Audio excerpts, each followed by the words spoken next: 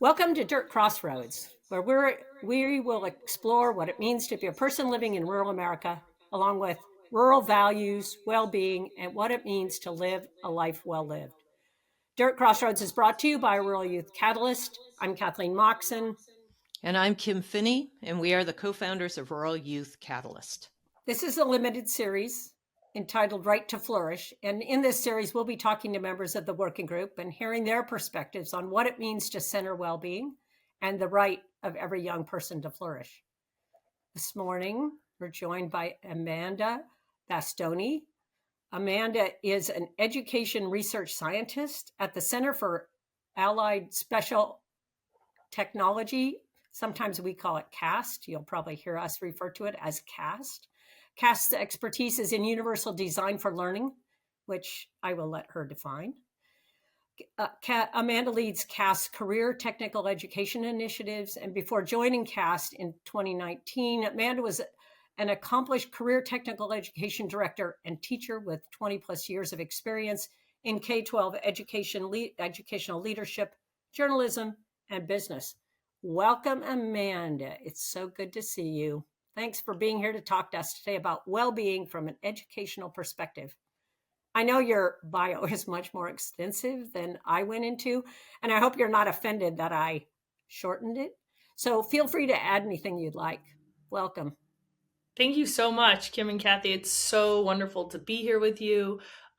Maybe I'll just add two quick things. One, I raised my kids in rural communities and now live in rural Montana. So I just want to stress that while I did not grow up in a rural community, I've had this experience of raising my kids in those communities. So, and then I'll also just give you a quick overview of what Universal Design for Learning is, or UDL, which is UDL is a framework that was started about 40 years ago and is now called out in all legislation that governs education as a best practice. So it's not just Amanda's best practice idea, right? It's a recognized research-based best practice. And if I really had to sort of, easily explain what UDL is, it's this idea that when we proactively design, just like what you're doing with the well-being framework, when we proactively design and think ahead, we can make the experiences, the learning experiences in this case, better for all the learners, right? So just think about the automatic doors at the grocery store. Those automatic doors were originally created for people who have mobility issues or struggles. But when I am pushing my cart with my 6-year-old in it and all my food and whatever, and my 20-year-old's trying to talk to me, the automatic doors really help me too. So those doors actually help everyone be successful. And so UDL is just a series of tangible moves you can make when you design learning that make it so that all learners in your classroom can be successful. So yeah, great. I'm so happy to be here with you both. Let's go. Well, I appreciate that definition of UDL just because it's so easy to understand, and your example was great. I know Kim and I have done a lot of work trying to bring the ideas and concepts around universal design for learning into programs who are working with youth for whom the regular educational system did not work. They were disconnected from school and disconnected from work and were really not on healthy pathways. And they have really appreciated being able to have multiple approaches in the classroom so that all students can find the ways they learn the best. No, I'll just say there's definitely an intersection I see between universal design for learning approaches and mindsets and the well-being framework. So I'm excited to be part of this thinking and working group. Well, let's kick off with sort of that concept. Why is it so important or even critical to frame our work around well-being and equity for rural and Native youth, and maybe especially now? Yeah, great. Yeah, so I'm going to start with one concept, which is a lot of educators right now in rural communities and just in general. So I'll start generally, are saying that you after the post-pandemic. Learners are really struggling to get started on projects, right? They're really struggling to stay focused. They're really having a different experience teaching post-pandemic. And what I actually think is this is connected to this idea of executive functioning struggles, right? And it Mm. presents as Mm. executive functioning struggles, which are struggles to start and get going and manage our time wisely. But guess what? A lot of people experience executive struggles, functioning struggles. If you've had trauma in your life, if you've had maybe a parent who's in jail or an absent parent, right? So a lot of our youth experience trauma. A lot of them also experience the COVID, right? The pandemic, and that's going to present as executive functioning struggles. And then we have, 10 to 13% of the population that has ADHD, which presents as executive functioning struggles. So what I want to say is currently, right now, generally, there's a need to support learners' mental health, and which also supports their executive functioning and makes it possible to learn. Because all of us know you cannot learn, right? If your brain is in fight or flight, if you're scared, if you're not able to focus. So generally right now, we need this well-being framework because we need to be thinking about the health and the total learner, right? And then in rural communities, especially, there's really a need to think in two ways. I see the well-being framework informing teaching and education in rural communities. One is resource extraction communities, so communities where primarily relied on resource extraction, so harvesting wood, right, forestry, mining, those kind of things. That's all going away, and what rural communities are kind of left wondering, like, how do we keep our young people in our region, in our area? So there's this out migration in resource extraction communities that I think the well-being framework can really help us think, how do we solve that problem creatively and effectively and really work for the community? And then lastly, I would just say, the National Science everyone from the National Science Foundation to, the Rural Catalyst Group, we're starting to recognize that rural learners have unique barriers and they have unique needs. And I think we're finally really starting to say, look, this is a population. They're not all the same. That's not what I'm trying to say. But this is a population that experiences some common barriers, such as transportation, right? Such as having examples of maybe women working in science, right? There's just some barriers that are experienced that we're starting to recognize. So I think the well-being framework is good generally for all learners, right? To deal with this as executive functioning, but then it's also really good for rural communities, specifically resource extraction communities, and then also rural communities generally who have these like barriers that we need to address. So, Amanda, you already had everyone around the circle for the working group had buy-in to well-being, right? And particularly from the sort of coming at this from the social emotional learning side, right? And what are those sorts of domains and pieces? But it was a moment for the group when we introduced the entire framework from Bhutan, right? So the idea of 9 domains, that's not something we see in most of the wellness models that are put in front of us, particularly doing youth work or education work, right?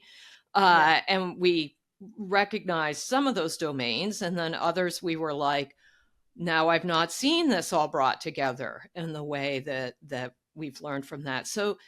So working with this 9 domain framework, how has that changed or influenced how you've approached your work since we started about a year and a half ago? I just want to say so first, I just want to say, yes, I love the 9 domains. I'm going to talk about the impact that that's had. But I also just want to say, like, one of my favorite authors, Viktor Frankl, in Man's Search for Meaning, really talked about how how critical it is to have meaning in life, right? It's not about how much money you make. All the research continues to tell us that happiness and well-being is not linked to our monetary gains, right? It's really linked to belonging, as you said in the opening of this podcast, and really linked to so both belonging and then meaning. Like, can we make meaning out of our life? And I think that's really true, even more true in rural communities, and I'm beginning to understand even more true in Native and Indigenous communities. So I now live on a reservation. I'm exploring what that means, and I just think it's important for us. I guess I just wanted to say, like, I really resonated for me, this concept, because it brings to life what I feel like I've always known, right? It gives structure and language to something that I've already celebrated and already known and that we've known for years. Works for youth. Okay, so then how has it? Well, okay, so I also want to say, like, I love that some of these nine domains are like ecological diversity, community vitality, right? Education, but not just education, the value of education in the communities, right? So, like, education is one thing, but how is education valued in the community? What access do people have to education? And of course, there's the psychological well being, which we talked about, but there's also my health. Can I access a doctor? Do I have to drive so far, right?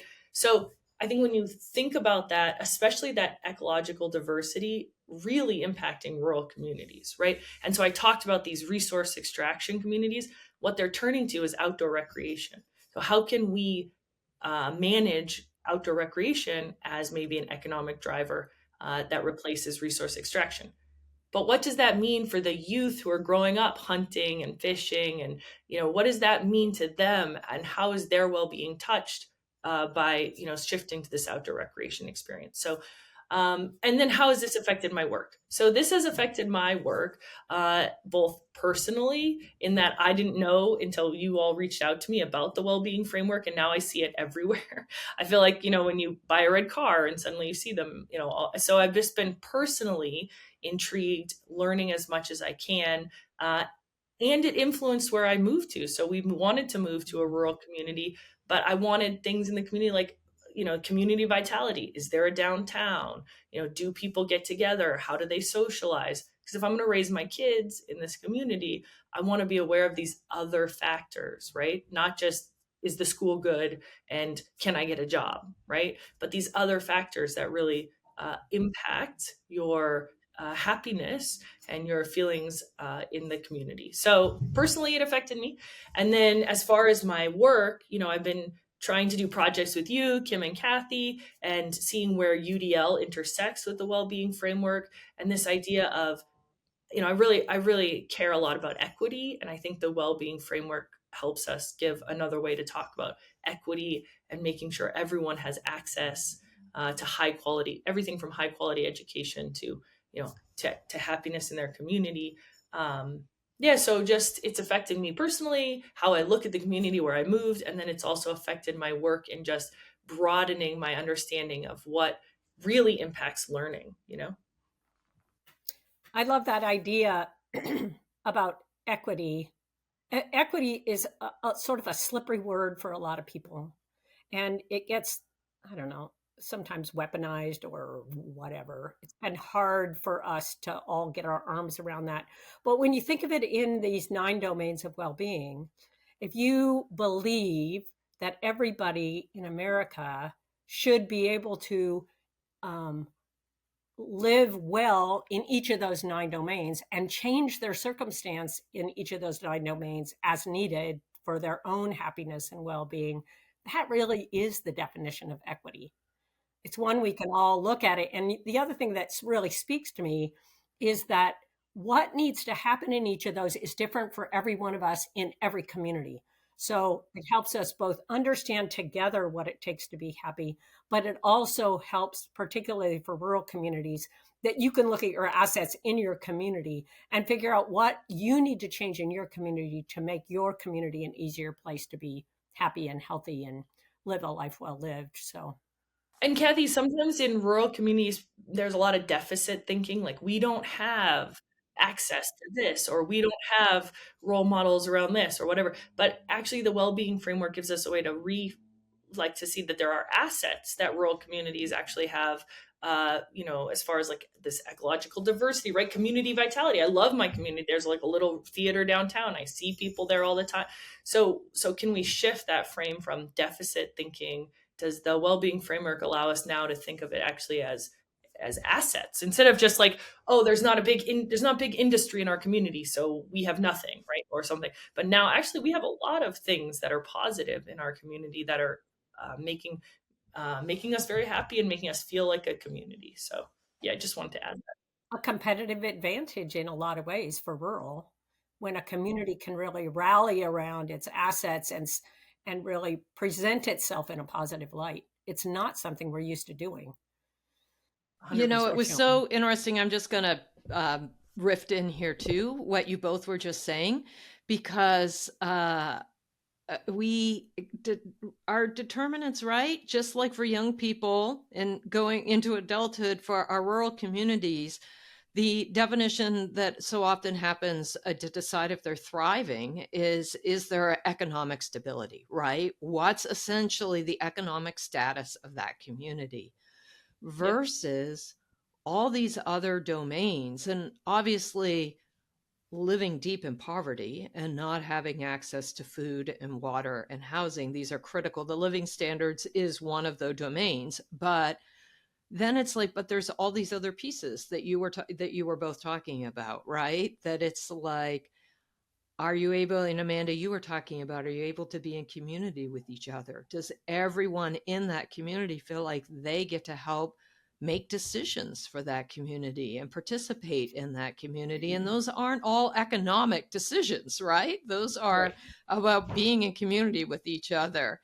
And Kathy, the other thing I was going to say is you just a few moments ago, what you were talking about was and talking about equity and this and equity in a context for rural communities as and our young people, right? And how the well-being framework fundamentally has is equity. It's about equity in each of those domains. But you were saying for different individuals in different communities, right? That solution is not all the same. And one of the terrific pieces about this framework for rural communities is we are so up against, and thereby young people, right?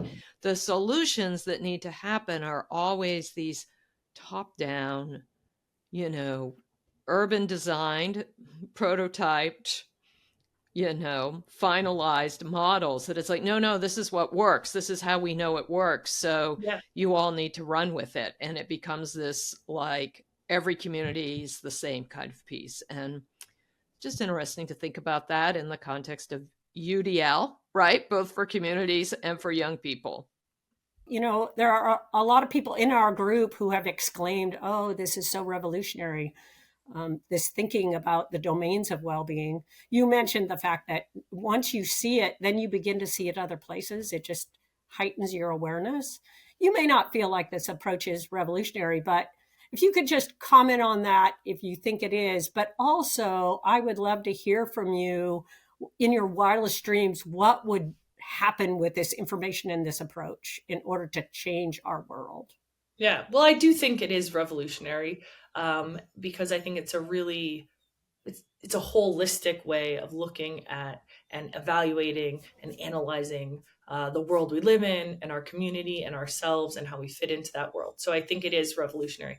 But my wildest dreams, it would become even more revolutionary because we would infuse this or put this well-being framework into the hands of rural young people, and they would tell us how we should be using it or how we could be using it, or ways that they see it being useful to them in their lives. And I think, it would be neat if all educators introduced it. So even in your history classes, in your Hmm. art classes, what would it look like if we talked about this throughout the education system, and we made sure that rural youth really saw this framework, and then they came to us with the ideas on how to use it. So I think that's so A, yeah, it is revolutionary, but B, I think it could become even more revolutionary if we could get it into the hands of rural young people. So I do have off of that question for you, Amanda, and this is slightly a surprise, but not too much because you're a visionary and you were just sharing your vision with us for young people. What is your vision for this working group, right? And other practitioners. Yeah, yeah, great. So one thing that has so I've met a lot of wonderful people through the working group, and I think we've really identified the values and some of the barriers of working in rural communities. And I think people are already using the well-being framework in their own lives, just like I am, and they're starting to think about it.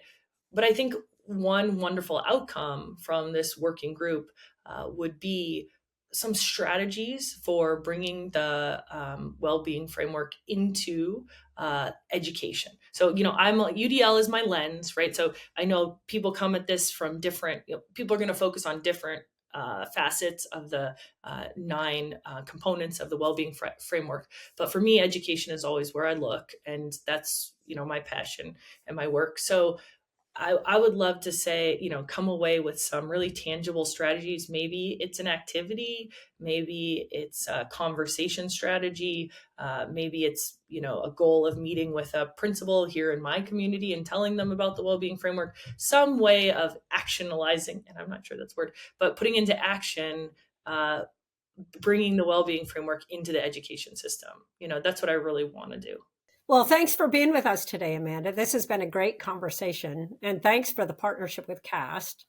Yeah, thank you. Of course, yeah. I love working with the two of you. I love anything you do. It's I think mutual. you're wonderful, and yeah, and I think that rural, I want to see rural communities really lead this work. I mean, I think it's a great space to be leading, and promoting assets. So yeah, I think it's gonna be amazing. That's what I think. So.